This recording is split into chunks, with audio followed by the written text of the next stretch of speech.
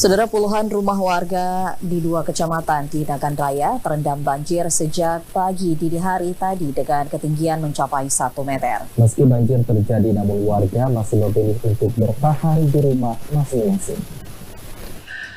Akibat hujan deras yang melanda kawasan Nagan Raya sejak kemarin mengakibatkan puluhan rumah warga di Kecamatan Darul Makmur dan Tripa Makmur terendam banjir.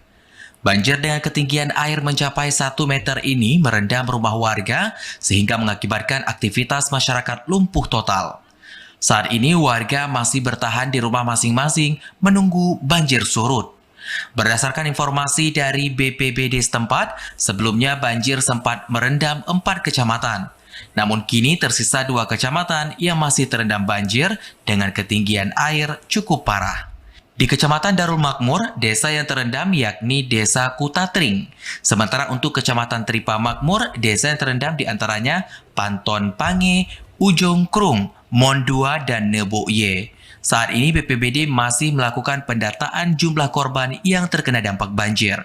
Masyarakat yang terdampak banjir diimbau agar mewaspadai ketinggian air. Jika ketinggian air semakin tinggi, agar segera mengungsi ke tempat yang lebih tinggi. Dari Nagan Raya, Aziz Saputra, TVRI melaporkan.